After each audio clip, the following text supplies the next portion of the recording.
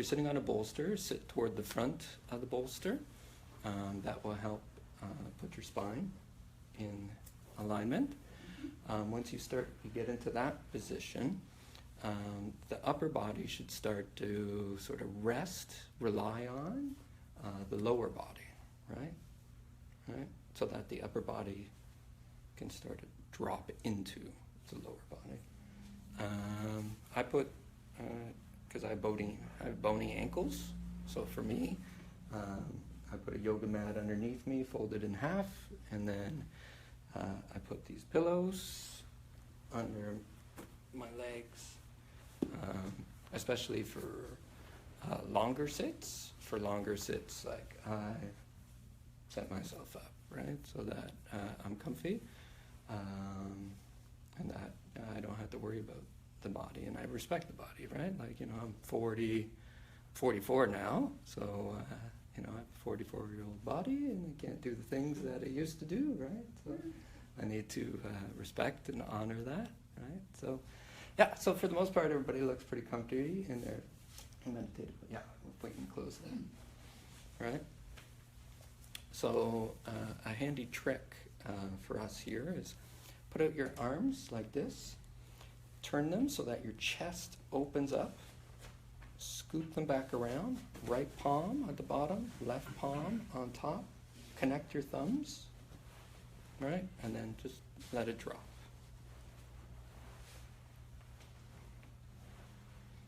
For today's meditation, for this part here, what we're going to do is we can close our eyes. We'll use the meditation as medicine for this one here, and to start to soothe the body, right? So we'll get you to close your eyes. Take a deep breath in through the nose. Breathe out through the mouth. Mindfully aware of the floor beneath you, the cushion, your body on the cushion. With each out-breath, the body settles in a little more deeply.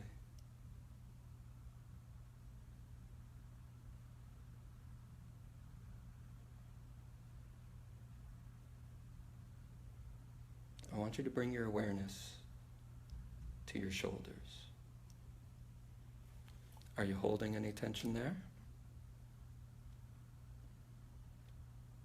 Soften and release that area.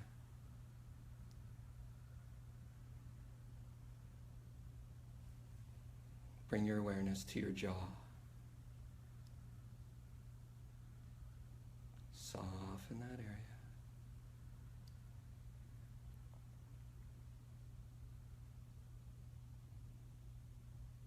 Now your cheeks. Are you holding any tension there? Soften your cheeks. Your eyes, your eyebrows. Soften and release that area.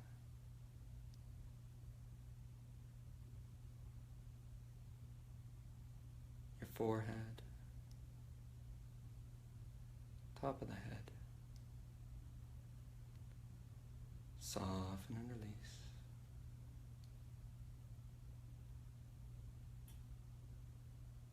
Take a deep breath in through the nose. And breathe out through the mouth. Letting the breath fall naturally now.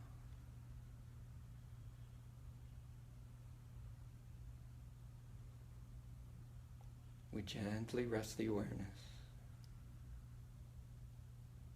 on the rise and fall of the chest or the abdomen, wherever you can feel the breath the most. Using that sensation as an anchor.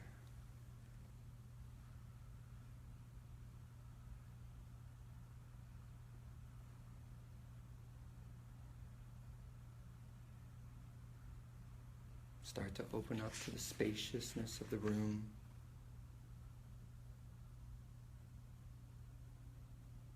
The sound of the traffic on the street.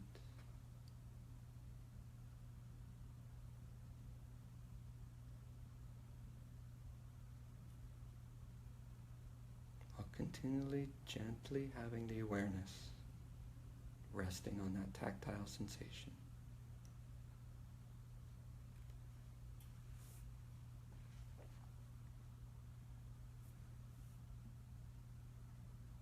Now let these words wash over you. We can feel that there is a potential within us. We can also feel that this potential wants to be expressed. We can see that everyone is hurting in some way, and that pain is making them do crazy things. That pain arises because of causes and conditions. The causes and conditions that are causing us pain can be let go of. New causes and conditions can be initiated or taken up that are wise, skillful, and nobly worthy of an awakened being. This will then lead to a life of freedom and true authentic happiness. A life that expresses that potential that we can feel within us. I want you to imagine that world of potential. Imagine a life of freedom. Imagine a world where everyone is free and truly happy. How does it look? What does it feel like? And how would you think, speak, and act in that world?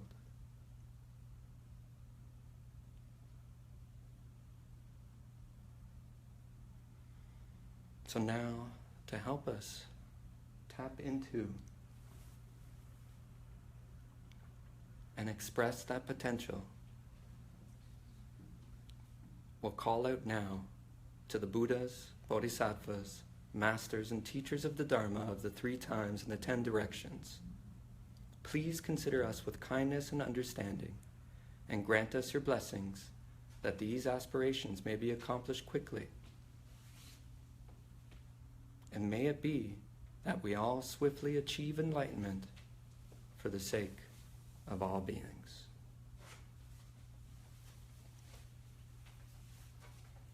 Take a deep breath in through the nose. Breathe out through the mouth. Come back to us here. Come back to us now. Do you want a bolster or meditation cushion? Sure. Yeah. My first time trying. Yeah. Did you happen to see the video from last week? No, I Okay. registered today. So Oh, okay. First time. Nice, nice. Good, welcome. And your name? Daniel, Daniel. Ian. And this is everybody here. sorry to interrupt. Yeah, it's all good. You were ninja-like and you got in here pretty quiet. So that's pretty good. Yeah.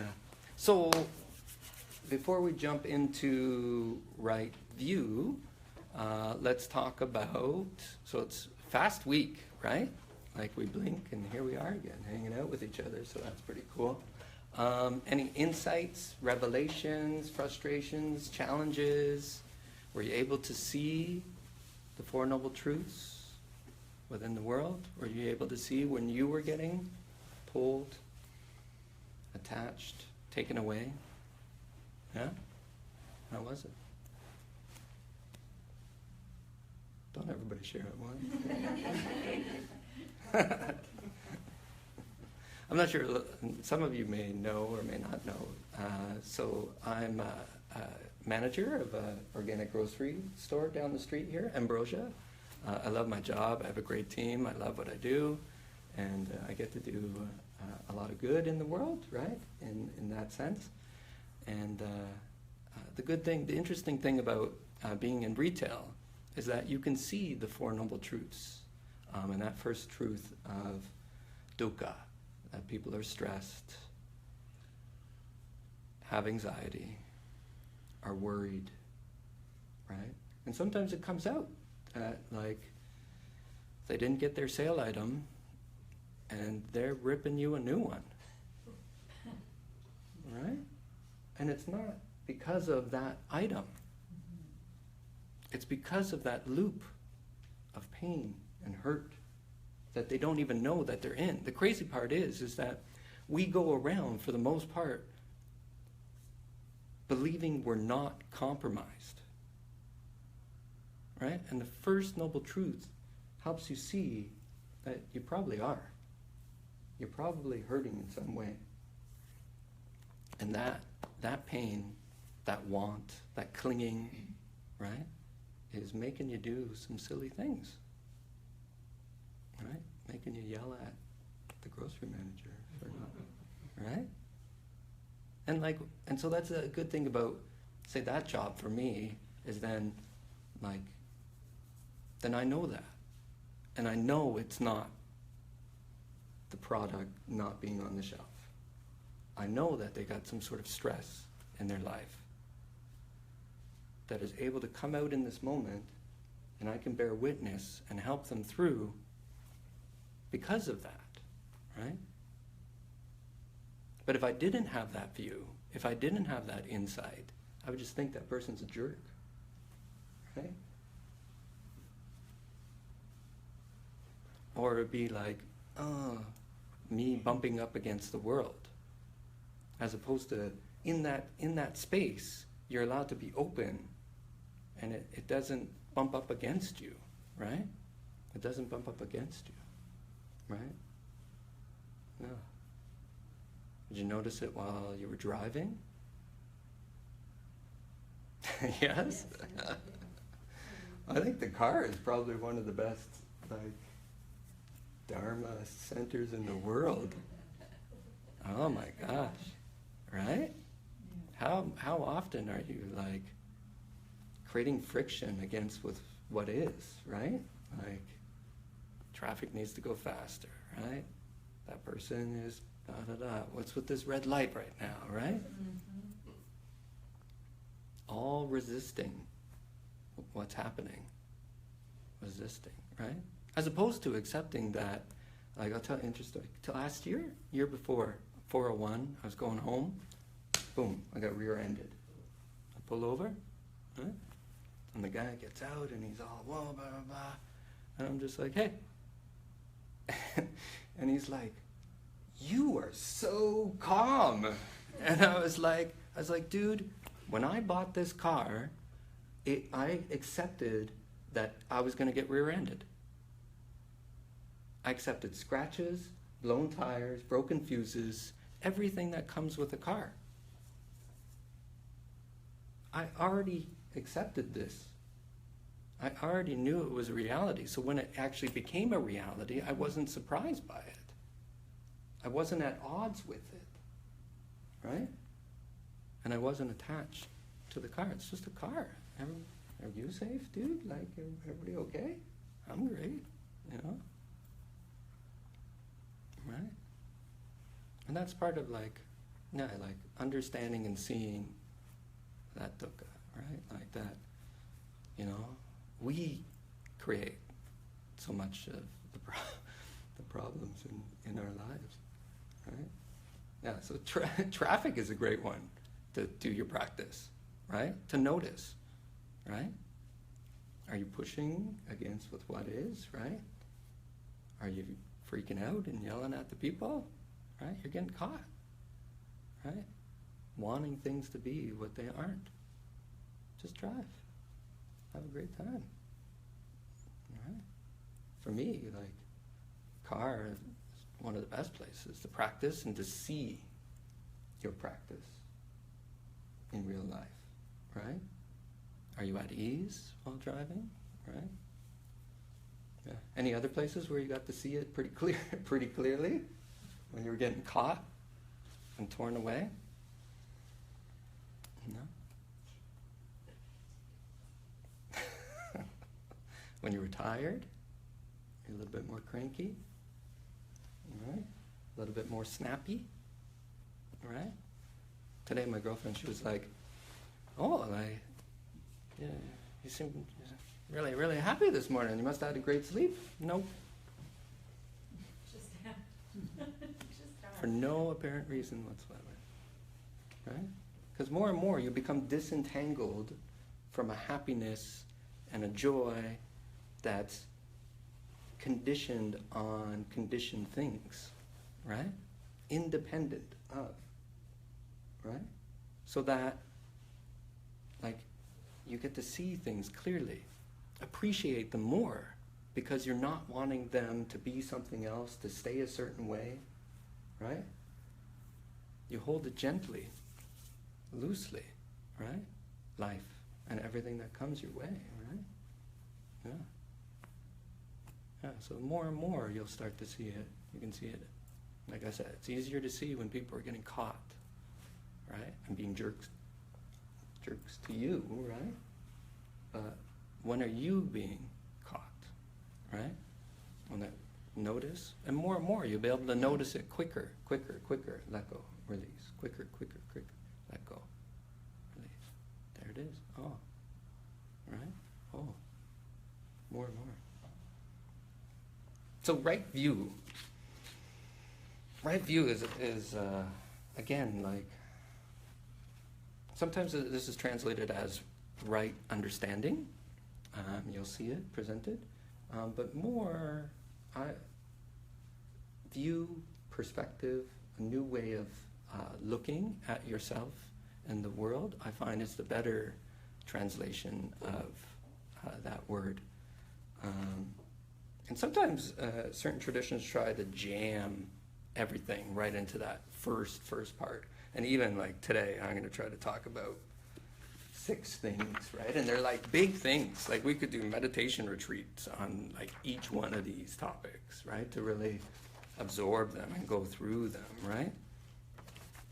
But sometimes you can make it simple, right? And what the Buddha said about right view was, don't go by reports, by legends, by traditions, by scripture, by logical conjecture, by inference, by analogies, by agreement, through pondering views, by probability, or by the thought thinking, this contemplative, this person is our teacher. When you know for yourselves that these qualities are unskillful, these qualities are blameworthy, these qualities are criticized by the wise, these qualities, when adopted and carried out, lead to harm and to suffering, then you should abandon them. When you know for yourselves that these qualities are skillful, these qualities are blameless, these qualities are praised by the wise, these qualities, when adopted and carried out, lead to freedom and to happiness, then you should enter and remain in them. One of his main disciples that the Buddha taught with, or had teach, was a disciple named Shariputra. And he classified it as like wholesome and unwholesome, right? Things that nourish you, or things that are sucking the marrow out of your life and out of the lives of everybody around you, right? And you can see that pretty easily, right? You can see that pretty easily when you're showing up in a conversation, in a relationship, at work, sitting at traffic, right? Are the thoughts, words, and deeds that you're doing in that moment wholesome, nourishing for you and for others, right? Or do they suck the nutrients out of life, out of you, right? It's a sort of easy way to look at right view. Easy, quick, a little bit of a litmus test of right view. Some of the other things, right? We talked about it in last week, right? We talked about, like, we all raised our hands, we want to be happier, have a clear mind, this, that, and the other thing, right? And those statements help us realize that we know that there's this potential. We know that there's this potential, right? And so that would be the number one, right? That there's that potential, that Buddha nature within you. Sometimes we get caught up in the fact that, I can't. It's never going to happen for me, right? No, it's too much of a struggle. But it's inherent in you. It's like, it's your treasure for you, already there, accomplished, ready, waiting for you, right?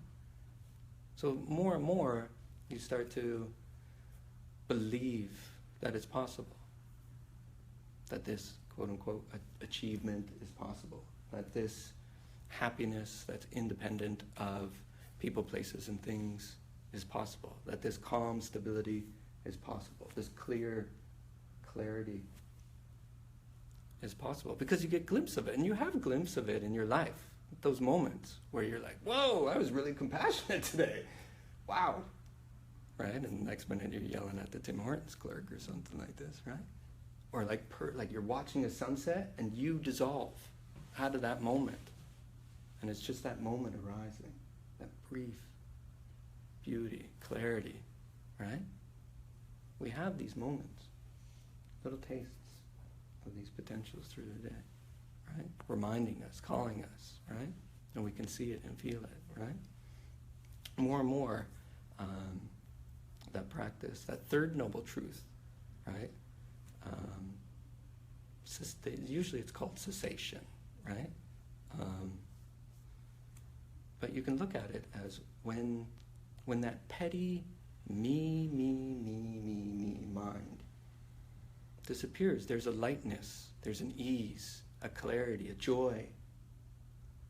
When you stumble upon those moments in your day and how you show up for other people, to the world, right? Or just drinking your tea, right? A good word is savor. Savor those, because we believe that it's otherwise, right? That our life is a catastrophe, full of stress all the time and hardships all the time, right? Right? So when those moments, you'll start to recognize them more and more frequently. Those moments when you're at ease, clear, joyous. Savor them, relish those, right? Relish those.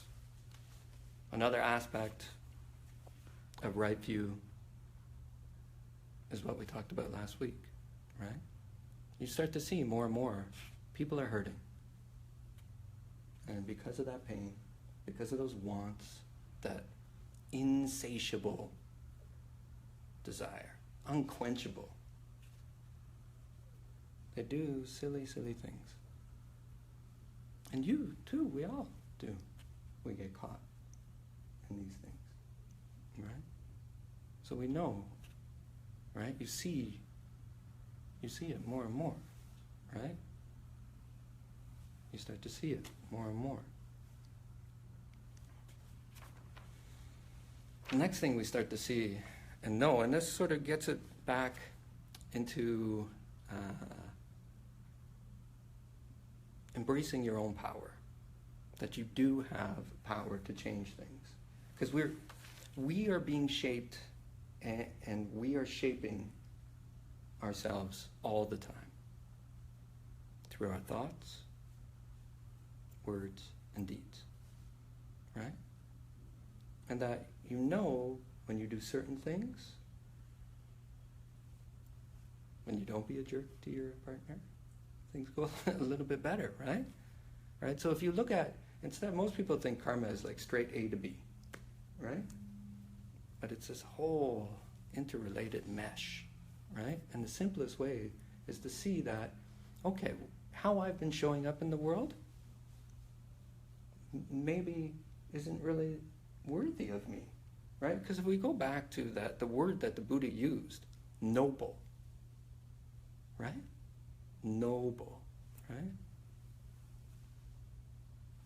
Okay, maybe what I've been doing hasn't been the most noble, hasn't been the most skillful, the most compassionate, the most joyful that I can be. But I know there's a potential in there.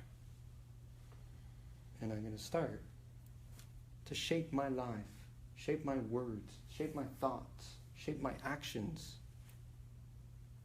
in different ways. And I can see how, in doing so, circumstances change, people's attitudes change, and I change. Right? So I can see that there is a power within me that I can use. even in the least, to shape me.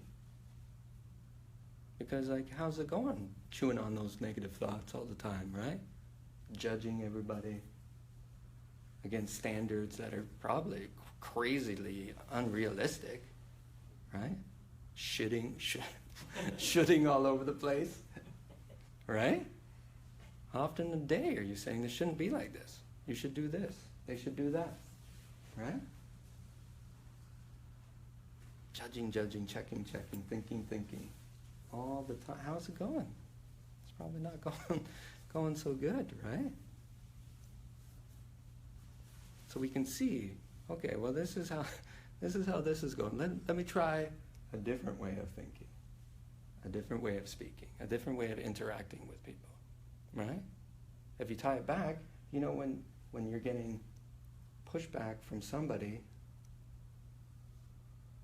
you know, if they were happy and content, they probably wouldn't be using harsh words with you, right? They probably wouldn't be inconsiderate, making you do unreasonable things, right? So we know that, right? This person isn't happy.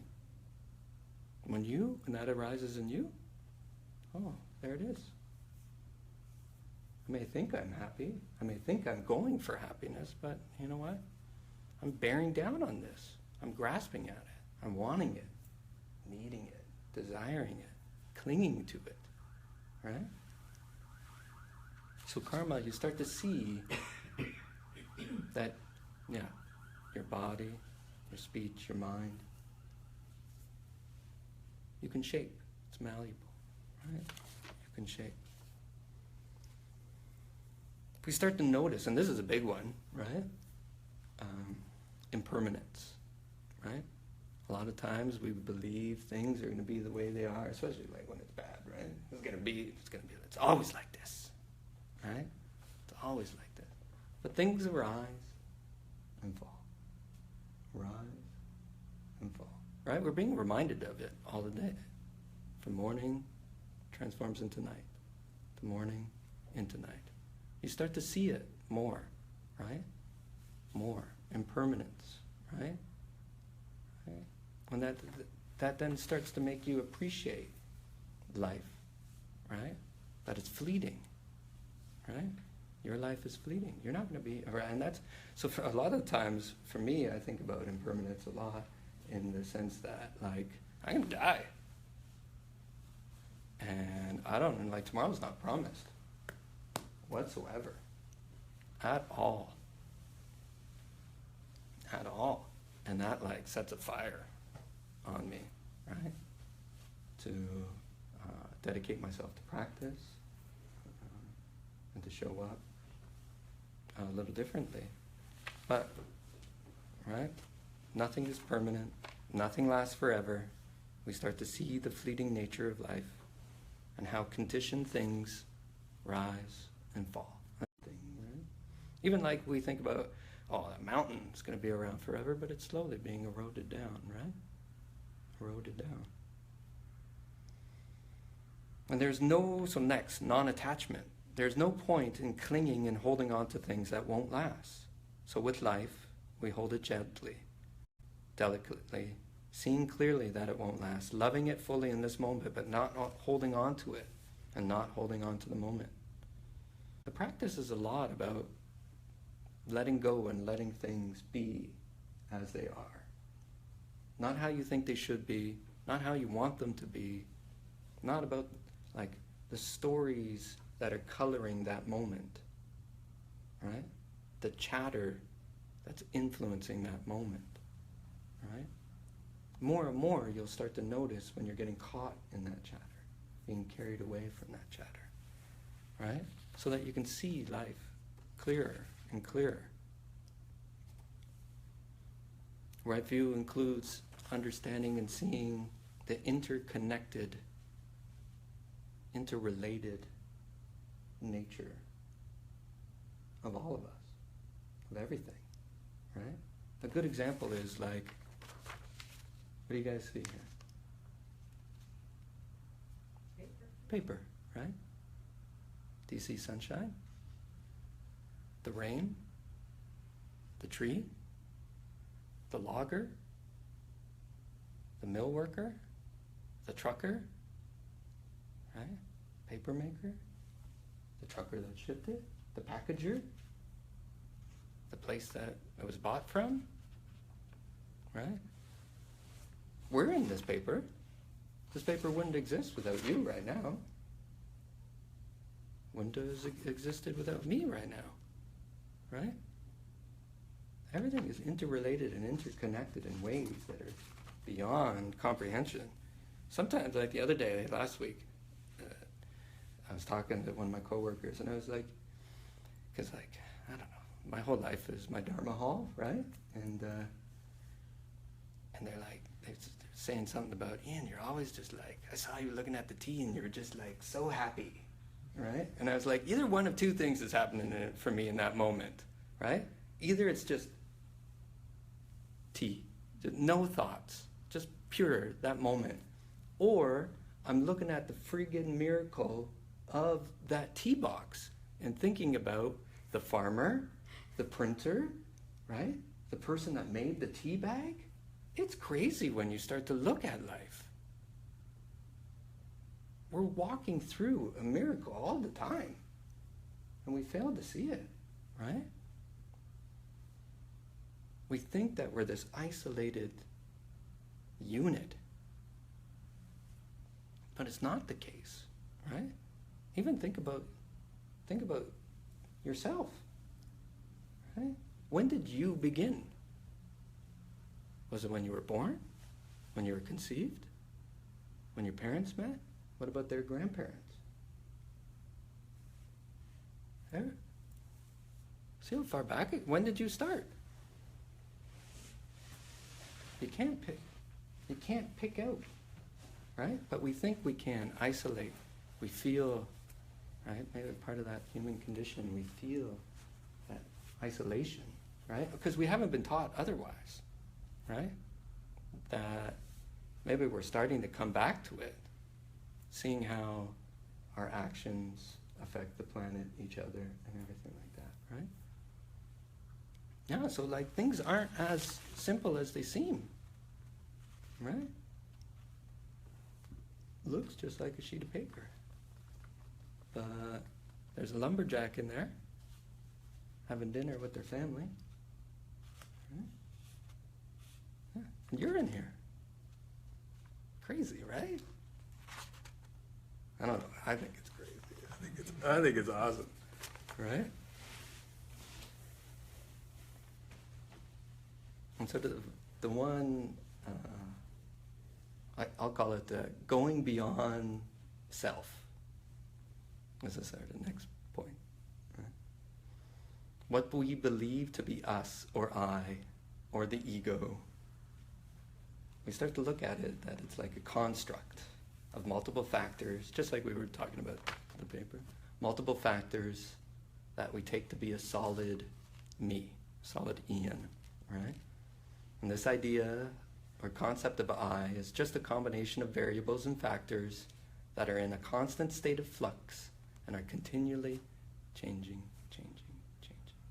They interdependently arise in relation to a myriad of interconnected and interwoven factors which include the components of an individual, the input of others, and the dependence we have on life itself. There's not an independent, permanent I that can be pointed to when we unravel the ideas, concepts, stories, and parts that contribute to the collection of factors and variables that we believe to be a self. So what is this Ian? If I look deeper and deeper into Ian, I see that Ian is made up of thoughts, feelings, perceptions, sensations, memories, experiences, preferences that are all interwoven together and which give rise to a convenient construct called Ian, a story of Ian, right? But there is no Ian to be found, right? That one's like a whole series of retreats on that one, right? And but you have those moments where you're not there, right? Where the moment arises independent of you getting in the way of it, right?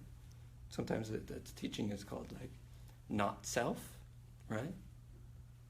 Not self, right? Like, when does a hand stop being a hand? Is it still a hand? Is it still a hand, right?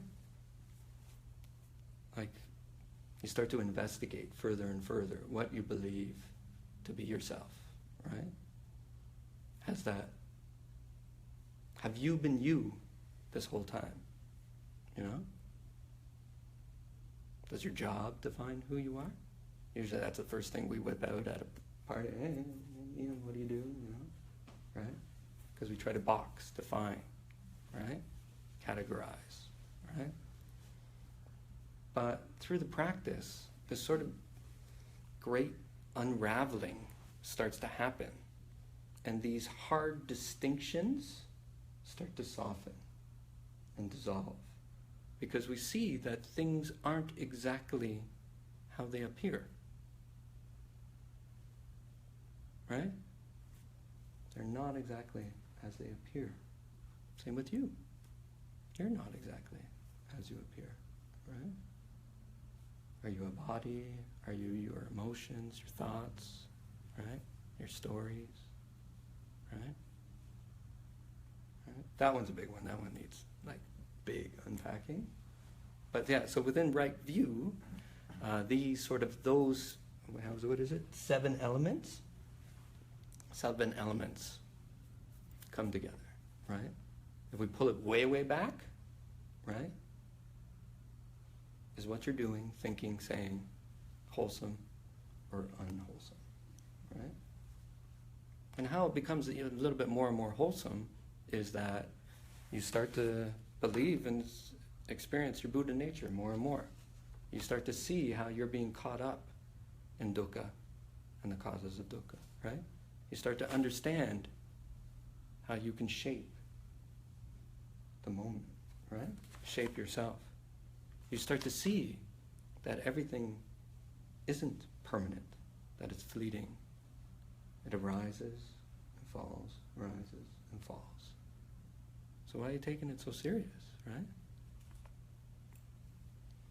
And because you start, okay, and then non-attachment becomes easy because it's a natural, why am I grasping at this so hard? It's just a cup, it's just a car, it's just a job, right? That disentanglement starts to happen naturally. That non-attachment starts to happen, right? And you start to soften and open up, right? Because you're seeing a little bit different. So you can start to see the interconnected web that we're in, that we're not separate, right? That we're not separate. And so remember last week we talked about that bodhisattva stuff? Like, and that dawns on you, where you realize that we're all in this together. I told the story on Monday, right, that we were on vacation, my girlfriend and I, and I was just talking to maybe the servers or something like this, and she was like, "Look at you, being all charming and stuff," and I looked at her and I was like, "Oh, everyone is you." Right? Through this process, you start to feel it and know it and see it, right? That everyone is you, right? In certain traditions, they talk about that because of how many times we've been reborn. At some point, I was your mom, right? We were lovers, right? Right? And that softens us a little bit better, a little bit more. It connects us a little bit more deeply in surface levels, right? Mm-hmm. And then you start to go beyond self, this idea of self, because you're no longer caught in that program, that chatter, that station, me, all the time, you sort of get reoriented, rewired, right? To not only a new way of seeing, but a new way of being, and how you arise in that moment, right? Arise in the moment, right? So it's a lot, seven things, big things, but, right? So you think about it, like, so we go out and we start to notice a little more fully when we're getting caught, how we're being attached, how we think that a situation is going to be a certain way forever. But it's not. Sometimes we're up, sometimes we're down. Sometimes we're up, sometimes we're down, right?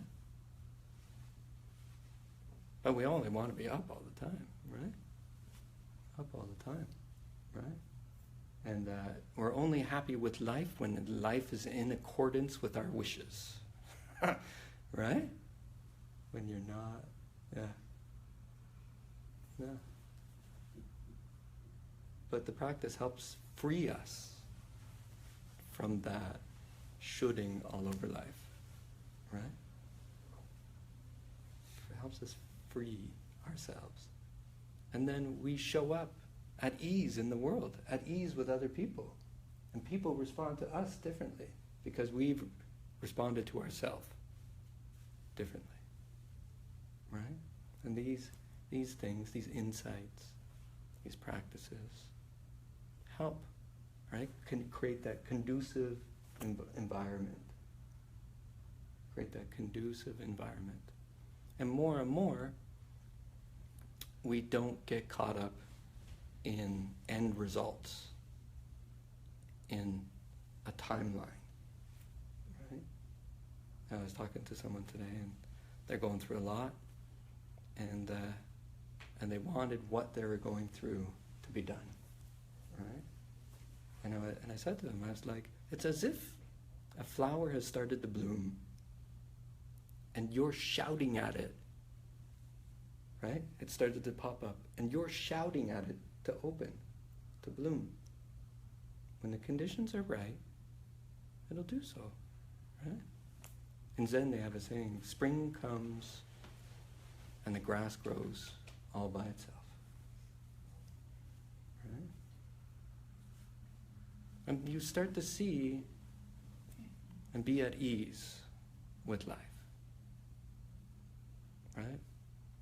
And that you know that you do have a power to shape things and change things, but you don't do it in a frantic way, in a must, should, now, right? More and more you'll probably start to hear yourself saying it is what it is. It's just traffic, right? Things start to fall apart, and you're like, of course it's going to fall apart. It's a house. It's a whatever. It's of the nature. If things come together, they're of the nature to fall apart, right? Your relationships, jobs, everything. And you start to see that more. Oh, so you're not, remember last week we did the intro to being a human, right? You're not shocked by life anymore, right? Because you're not surprised. Because you're not putting these outlandish requirements on people, places, and things. And especially the biggest requirement, that they make you happy. Because that's a game those things can never win. Right? To say, this next thing is going to make me happy. If that person acts this way, it'll make me happy. You start to, whoa, right?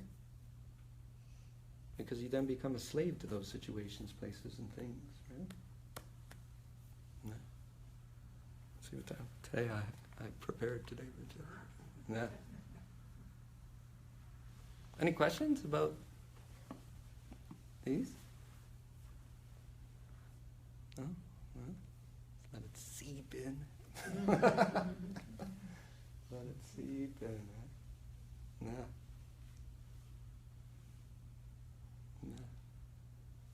I have been practicing all week for the right view, right? Mm-hmm. Well, of course it doesn't come easy. Of course you find challenges. Of course you find, it's not easy. Though through yoga, I started the path a long time ago, and already there was change of, Mm-hmm. there was change. So, but still, during the week, I said, this is your homework, so I kept on noticing, and sometimes, and some other times it's just, so it's a way of, like, you have to practice every day. It's not something that you put it aside now this week, and it's an ongoing process, right? Mm-hmm. So it's going to take a while. Yeah. And it's like, we all want the best for ourselves, right? And honestly, the best gift that you can give to yourself is the practice, right? Is to be showing up in the world this way, is to unlock that potential, right? And bit by bit, thought by thought, word by word, action by action, right? It'll start to happen, right? And you'll see it, and then other people will see it, right? What are you doing? Manolo, what are you doing, right? And then you can share, right? And say, this is what I'm doing, right? And more, right?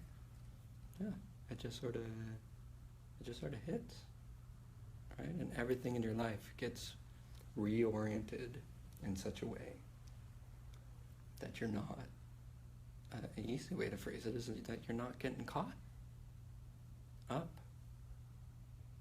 right? Getting dragged into your own thoughts, your own stories, right? Into reactions. But also to see where it comes from. Mm-hmm. Right away you can see where it comes from. Yes.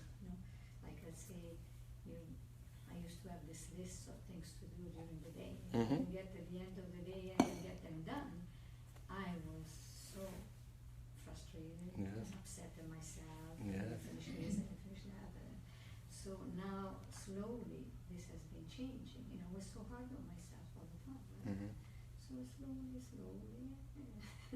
Yeah. I will get there. Yeah. And that's a good way that you put it. We're so hard with ourselves, right? And then things start to change, right? You start to nourish yourself, right? Nourishing thoughts, nourishing action. This can wait for tomorrow because I need to sleep, because I have a body, and a body needs rest, right? It needs to be nourished with nourishing food, nourishing experience, thoughts, right?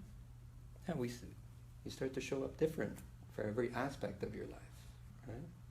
Yeah, and you start to, like, everyone benefits indirectly from it, right? More and more. Any other questions or anything like that? You guys want to meditate? I do. Yeah. Yeah, so that's right view, right? It's a lot to unpack, right? There's a lot to unpack. And has everybody connected to the Facebook group? I'm trying to find, like, the easiest way for, like, resources and stuff like that, right? Like, I have you guys seen the book Awaken? Mm-hmm. Right? So there's the book, but because I didn't want it, not everybody can afford a book, right? So I put the whole book online free on my site, right? So you can read the whole thing. And that's where, like, my condensed notes come from. No.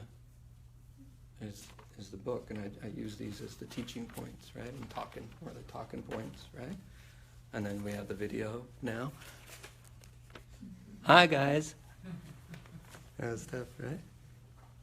Yeah, we got the video now, right? So that's pretty good. And so you know, like, this opportunity, like, rare to hear the Dharma, to practice the Dharma, to come together in a space, right? We are very fortunate to have the ability to take the time, right? And we need to see those blessings, right? And that, like, part of this practice is this, right? To see we're not alone. To come together as a group to support each other, right? To support each other. Because we feel so alone all the time, right? Especially if our views are at radical odds to everybody else in our lives. Right? And then you feel isolated. And when we feel isolated, you ever heard that story, right? Like where the teacher hands a bunch of the students a stick and says, try to break those sticks. And break them easily, right? And then he puts all the sticks together in a big pile. And he says, now try to break them, right? And that it's the strength of coming together, right?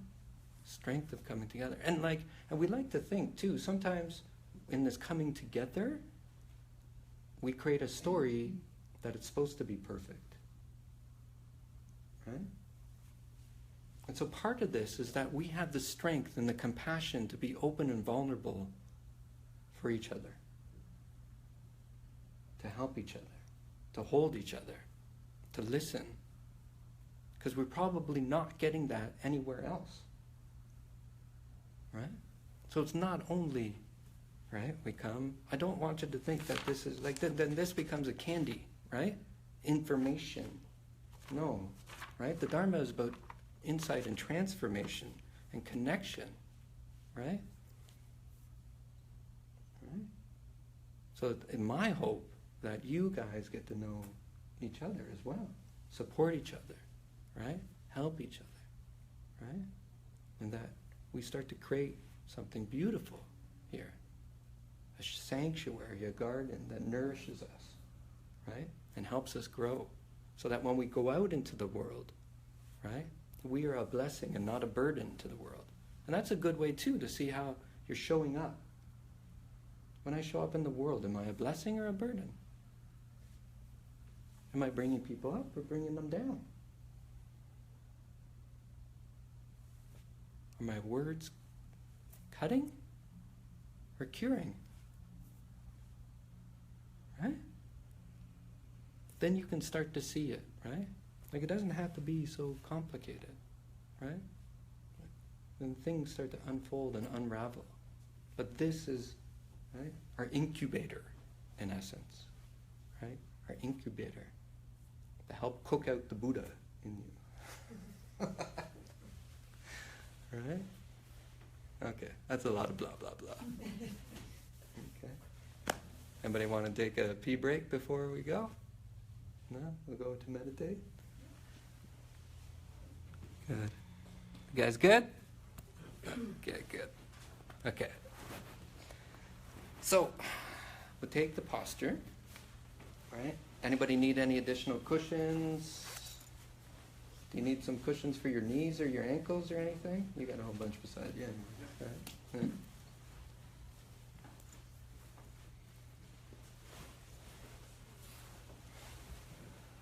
Now, I'll give a little bit of a caveat. So sometimes, I want you to be comfortable in your meditation, right? The more comfortable you go, the better it's going to be for you, right? The better it's going to be for you, right? So if you need to shift, right? If you need to adjust, a lot of the times I'll invite you to do so. But if I haven't, and your leg is about to go numb or something like this, right? Or you're in pain, adjust. The flip side of that is that it's amazing how, we talked about it last week, right? You go to sit to meditate and how your body just revolts against that, right? Just revolts against that idea and that process. So that sometimes I call it don't scratch the itch, right? So find that balance, right? Where you're gentle enough with yourself, that if you need to shift, shift, right? This isn't like hardcore Rinzai Zen practice, right? First, how I learned meditation, oh my goodness, right? This is the terror meditation, yeah, right? The teacher, I can't remember what the stick is called, right? Going like walking around like you're facing the wall. There's wall gazing, right? Facing the wall. And if the master thought you weren't focused enough, or you were too focused, or you're falling asleep, or things like that, yeah, that's how I started my practice. That was a great way to get right into it, right? Right? We're a little bit more gentle than that, right? One of the good things about that place too is it's right on the noisiest street in the universe. It's so loud, like every car and people and everything like that. Oh, the downtown, you know the Zen Center downtown by High Park? Mm-hmm. You've been there, right? Yeah. Mm-hmm. Loud, eh? Very much so. Yeah. Very loud. But the great thing is that you'll notice it yourself, too. When you're in meditation, you'll start to resist, right? If they start to play the music next door, right? And start to see the stories, right? Right? Like as opposed to, the traffic is going by, people are honking and talking and doing everything, just living life. They don't know that we're trying to meditate over here, right? It's no big sign that's like, shh. People are meditating, yo. Relax, be quiet, right? So the good thing is at first it was like I was resisting. Oh my God, don't they know I'm meditating, right? How can I meditate in this environment? Blah, blah, blah, blah, blah, blah, blah, right? Just continually resisting the moment, right? And it wasn't until I let it go and welcomed it in. In this space, this is what's happening in this neighborhood, right? And that's the goal too, as well, is that you are the eye of the storm, no matter what is going on around you, right?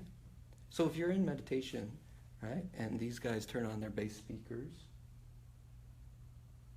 if I forget to welcome it into your meditation, welcome it in, because you'll see yourself bumping up against it,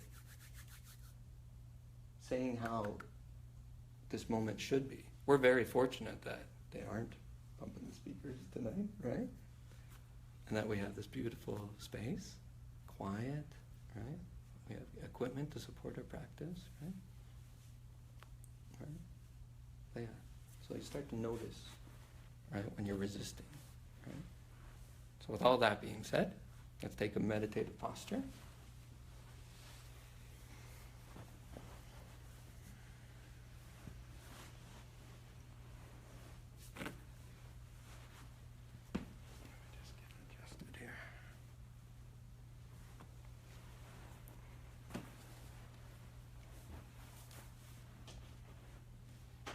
So, if you're sitting on a cushion, sit toward the front of that cushion. Let's open up, so it like opens up the chest. Come back in, right hand underneath, left hand on top. Thumbs touching. And then just let it drop. Let it drop. Now for this one, we started off with our eyes closed as we did that first time. So today, we're going to work with our eyes open, right? If this discombobulates you, if you're not used to eyes open meditative practice, then let me front load it with, start with your eyes closed.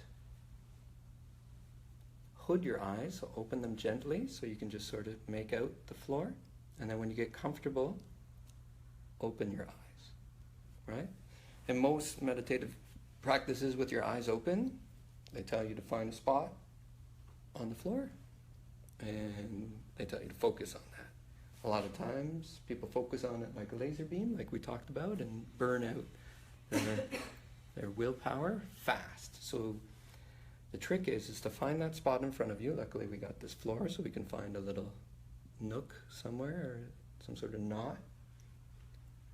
Find that spot gently place your awareness in that spot and then release into the space around you. Does that make sense? Right? Try it now. We'll just try it quick. Right? Find your spot, right? Your target. And then you sort of soften so that the spaciousness of the room comes into view.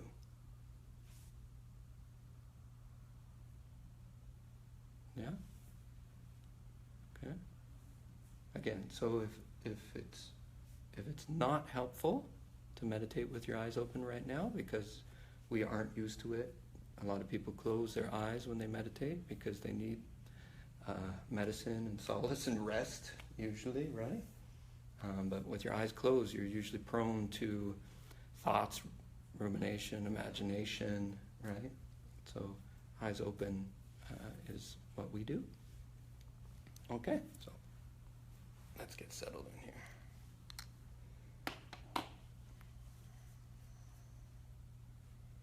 Take a deep breath in through the nose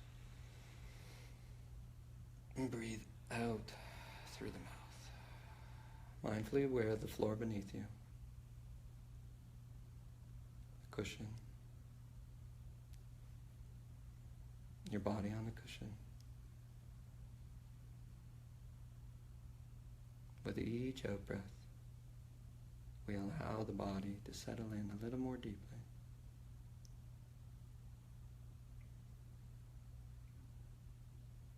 We're going to check in with those tension areas and soften those areas, starting with our shoulders. Bring your awareness to your shoulders. Are you holding any tension there? Soften that area.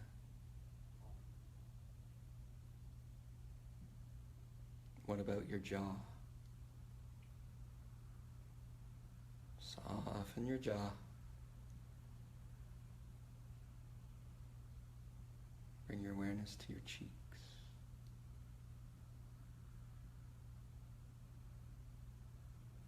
Soften your cheeks. Your eyes, your eyebrows. Soften and release.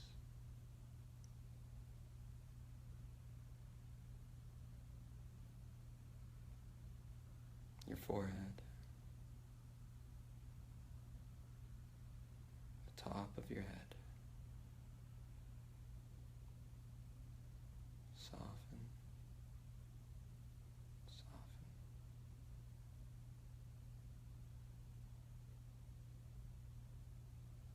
Take a deep breath in through the nose. Breathe out through the mouth. Mindfully aware of the floor beneath you, the cushion, your body on the cushion. Feel that tactile sensation of the rise and fall of the chest or the abdomen, wherever you can feel the breath the most.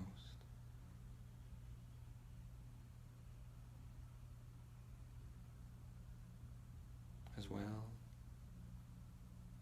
our awareness is gently resting on that spot before us.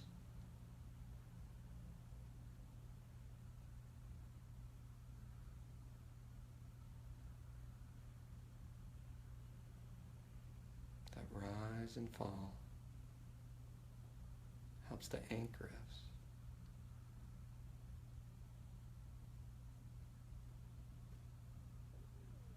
Our eyes open helps to stabilize us.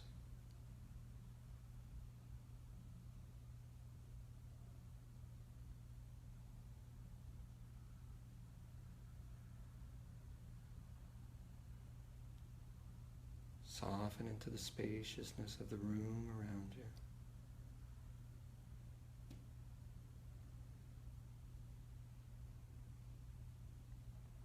Still feeling that rise and fall.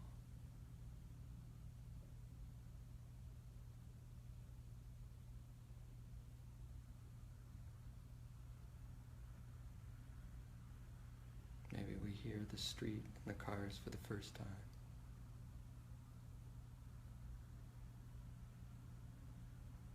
welcome it in.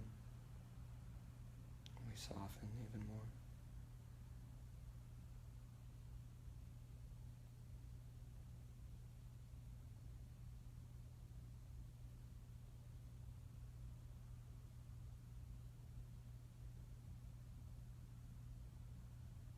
If you get pulled away by thoughts, that's normal.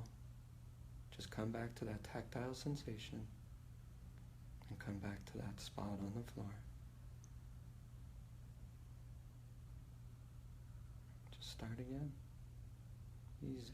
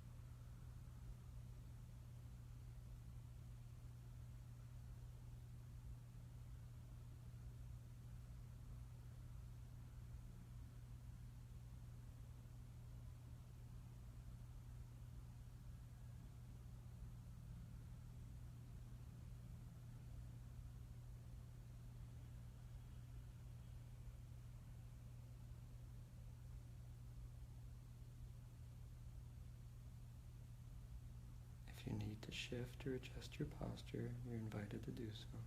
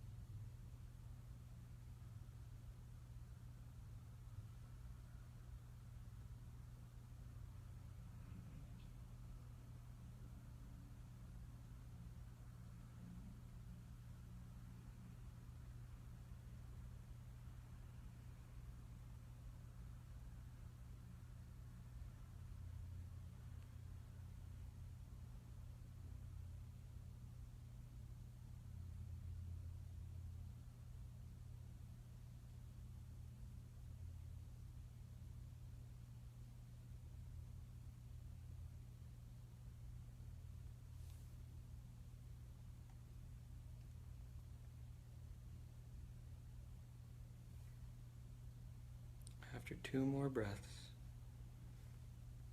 come back to us here.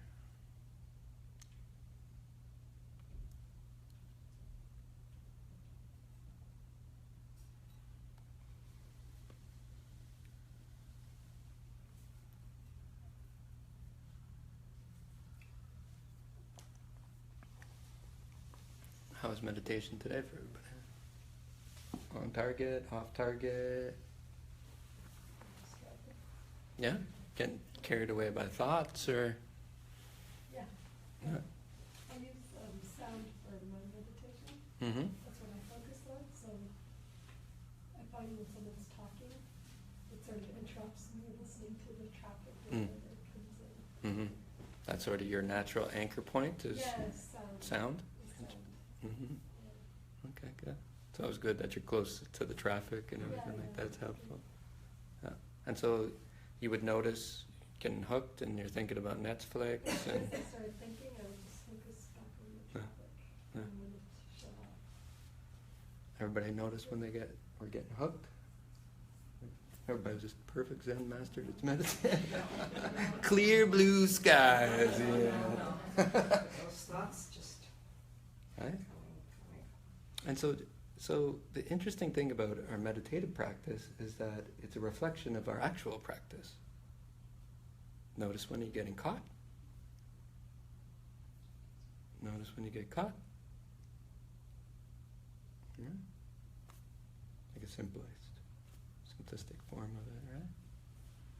And just be gentle with yourself. A lot of times in meditation, right, we come to meditation and we think that we're going to be the best meditators in the universe, that we're going to see the blue light or whatever it is, the stories that we bring with us to meditation, right? So I'll read it to you guys next week, but there's like these 9 stages of meditation. And stage 1 is you're going to suck at meditation. Are you sucking at meditation? Great. You're achieving stage 1. Right? Have you heard the technique on how to meditate? Yes. Are you trying to do the technique on how to meditate? Yes. Are you noticing how bad you suck at meditation? Yes. Perfect. Perfect. Right? So it takes the pressure off.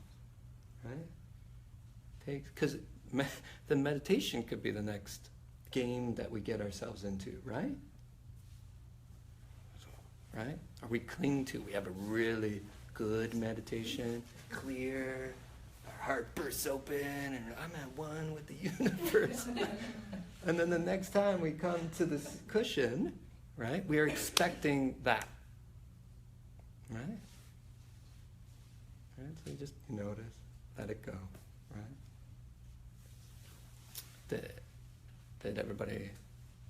Did you use the tactile sensations of wherever you could feel your breath? Right? Some meditation teachers will get you to do right into abdominal breathing. Not me. Right? The more I can get your body settled in, right? So usually we're breathing up here, right? Right? The breath just naturally just drops. Right? And did you notice that you needed less and less and less breath? Times where you're like, am I breathing right now? Like that poor breathing. Just breathing. So you sink, you sink, you sink. But you still need to have stability and clarity. Yeah, certainly, but I'm saying that your body Yeah, relaxes. relaxing more and more. And that's why sometimes I give the analogy of strong and stable like a mountain. Right? And the more we can get you comfortable, that's why don't be ashamed about bringing cushions in and bolstering yourself up. The more you can get your body comfortable, boom, everything just falls into place. Right? Falls into place. Right? And like we use that sensation, this big chunk, right, to help us with our stability, right? This is another point to help us with the stability. Softening into the room, another, right? Right, for you as well, the sounds, right? Right. Yeah. Any questions about the meditation or anything like that? Any questions about today's talk? There's a lot of stuff going on in today's talk. right? And it'll constantly come up and up and up, right? And we'll talk about it all the time, right? All the time. Like those sort of 7 points. What if it's the first step, inputting, then just put everything Well, it's in sort of and like, then ask questions. it's sort of like I'm reminding you of stuff that's already there. Right? Because once you start to see it, you'll be like, how can I have not seen this before? It's everywhere. Right? Something I read that really helped me think about this situation is, for example, when you're in a movie, that you really get caught up and it's almost as if you're in the movie, and then suddenly there's a jar when you realize you're in the theater. Mm-hmm. So when you get caught up in your life and you realize you're caught up, you can bring yourself out to being the observer or the person sitting in the theater, and then you're not so attached Mm-hmm. to what's happening. Mhm. So I really like that That analogy. analogy? Yeah, Yeah. that's good, right?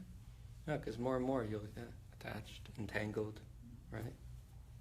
Grasping, clinging on to it, right? That's like, at this stage of the practice, you just keep, oh, here it is, whew, here it is, whoa. More and more for yourself. More and more. Okay? So let's do, we talked about it last week, let's dedicate the merit. In this tradition, we believe, again, this is rare, that we get to come together, practice the Dharma, and that there's a lot of like power and blessings that have come together. So let's share that blessings, right? Share those blessings with the world. So let's get into a little bit of a meditative posture. You can put your hands however you want, comfortable, right? I'm going to get you to close your eyes. We're thankful for this moment and for this opportunity to come together as a group, to practice, talk about, teach, learn, share, and experience the Dharma. And through this merit, this energy, these blessings that we have accrued from this practice, we share them now so that all sentient beings may be free of suffering and the causes of suffering, and that they all may experience true authentic happiness and the causes of happiness, such that they may finally experience enlightenment and liberation.